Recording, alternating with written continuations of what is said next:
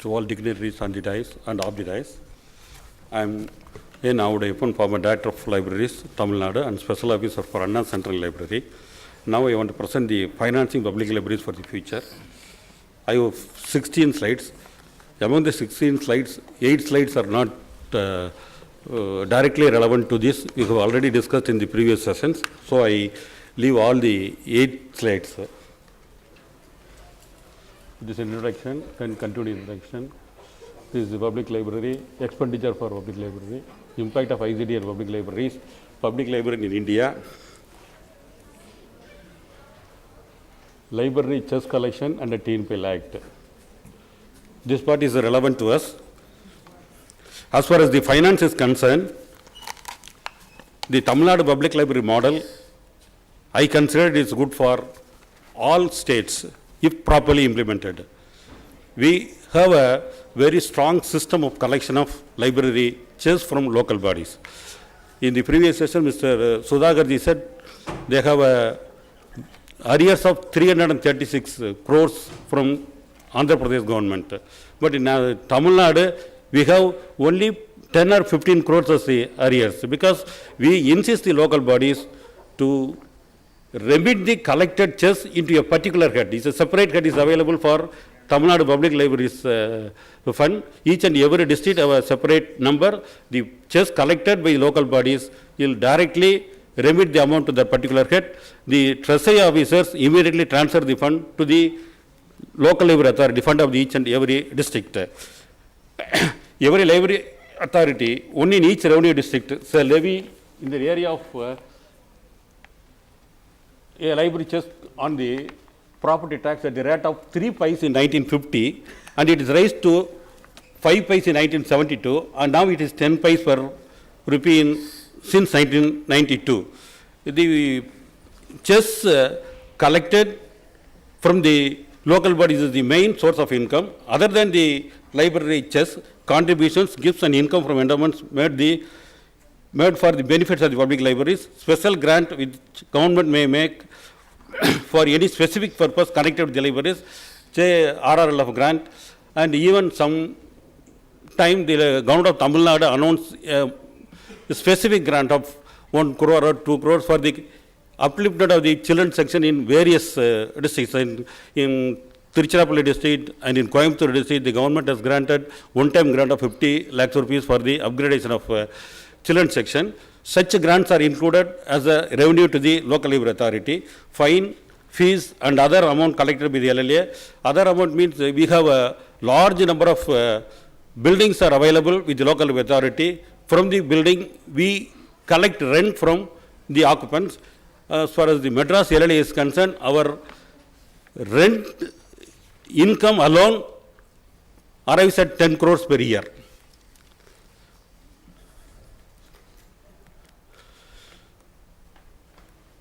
From 2012-13, net income is 178 crores, 178.89 crores, 13-14, 130.78 crores, and 14-15 up to December 2005, it is 118 crores.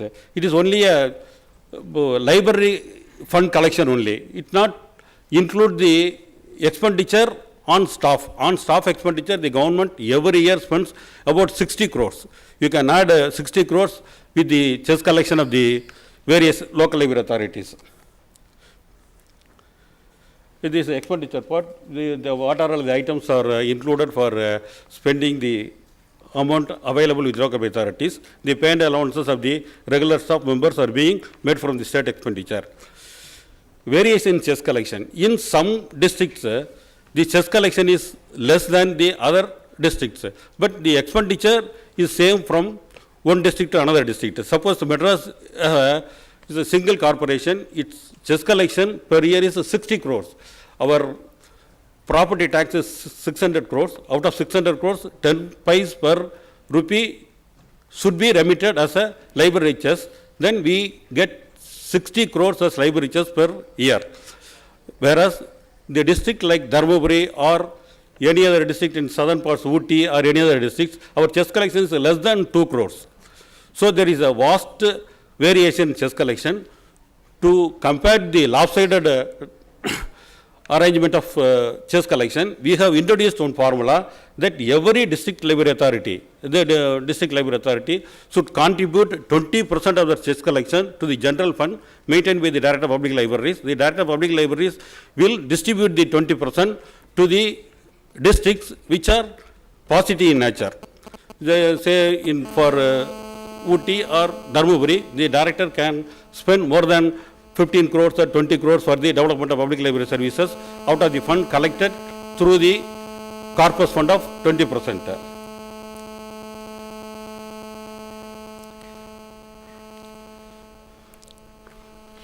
This is very important. For public participation, the government has started out 8-point program. First point program is to acquire free site from every library.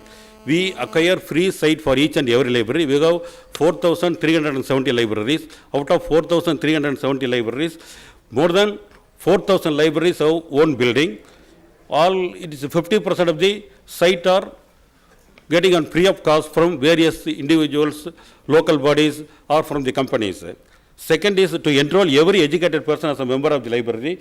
As today, we have 6.52 million members. To fulfill the basic requirements of the libraries, racks, furniture, utensils, and electrical fittings through public donation, to open part-time libraries at the rate up to each and every library. At present, we have 581 part-time libraries. These part-time libraries, over the period of time, will be upgraded as the village library, and then as a branch library, and then as a district center library or district libraries.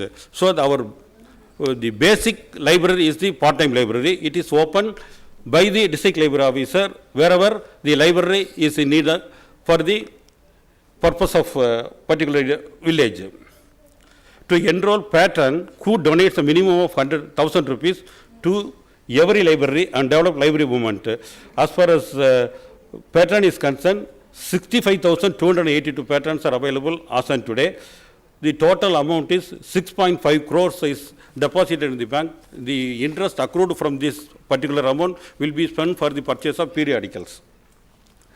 To house each and every library in its own building, out of 4,370 units, only 305 libraries are rental libraries. All are own building or rent-free building.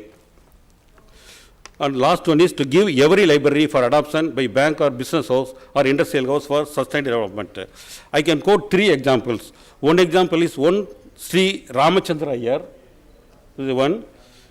He has donated the entire property consisting of 50 cents of land, 6 shops and 3 houses valued at 15 lakhs during 1990. Now it costs more than 3 crores.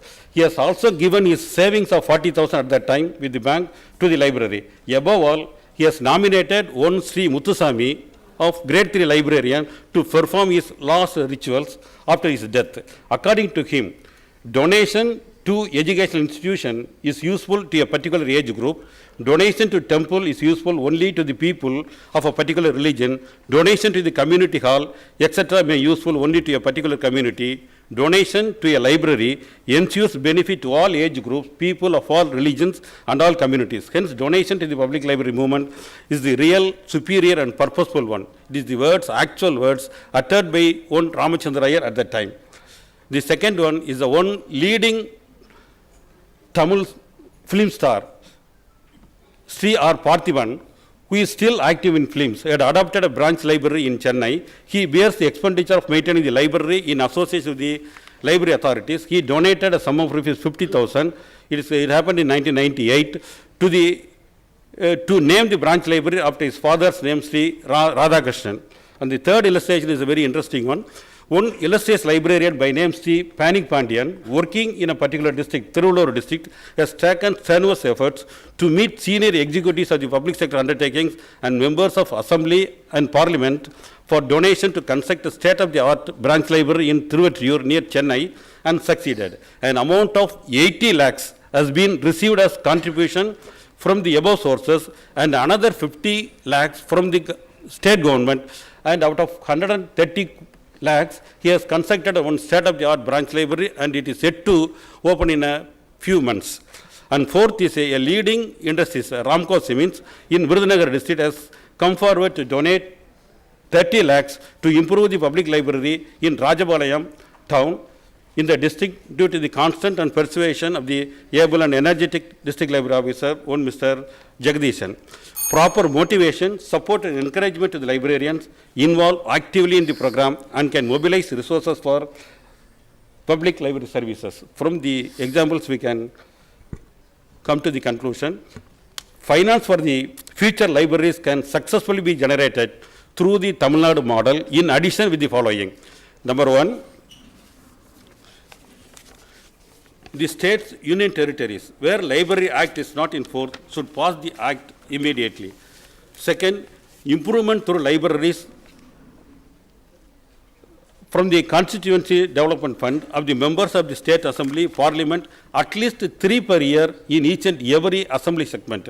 We are actually practicing in Tamil Nadu. Many legislators come forward to donate about more than 10 lakhs, in some cases 30 lakhs, for the construction of the library building in a particular area. So we have a vast scope for getting more money from the legislatures and parliamentarians for getting the infrastructure for the public library development. And another thing is the creation of a library infrastructure fund of rupees 500 crores with the support of the government, public and PSUs, multinational companies, private donors. This is not a new one. During the 12th Finance Commission, the government itself created a corpus fund of 1 crore to each and every state and library and 20 lakhs for each and every district and library to keep that corpus fund in the fixed deposit, and the interest accrued from that deposit will be spent for the purchase of books and periodicals. Like that, we have to form one library infrastructure fund at a minimum amount of rupees 500 crores. Then another one is allocation of 2% of the service tax to strengthen the library infrastructure fund to combat the rise in expenditure or the inflation. We have already spent the surcharge on income tax of about 2.25% for the SSA scheme of the school, elementary school level. The Government of India contributed 2.25% of the amount to the development of schools and other things. Likewise, we ask the Government of India at least allot 2% of the service tax for a particular period, for 5 years or 10 years, for the strengthening the library infrastructure fund. Then another thing is 100% income tax exemption for the investment made in public libraries. Recently, the finance minister has announced that any amount invested for Clean India scheme, the government will give 100% tax exemption from the coming financial year. Then another thing is the effective financial management and avoid wasteful expenditure. It is a very, very important one. In many cases, we have already seen many authorities lavishly spending for libraries without any use to the public. So the persons in the helm of affairs should follow the strict financial management to save a penny by way of earn 1 penny. And another thing is the delegation of control of and administrative powers to taluk level librarians to avoid wasteful expenditure. Now each and every district have a separate officer. He has more than 400 units under him. To control the 400 units, he has to go from the headquarters to the last part of the district. To avoid such wasteful expenditure, the each and every taluk should have a separate headquarter library, and the libraries under that particular taluk should come under the direct control of the taluk librarian. Then only the libraries will properly open. The library will be truly served to the community where it is located. Above all, Library Act should be amended suitably, incorporating the various sources of income as discussed above for perennial support to public library services. Lastly, I want to tell one thing. Up to 2007,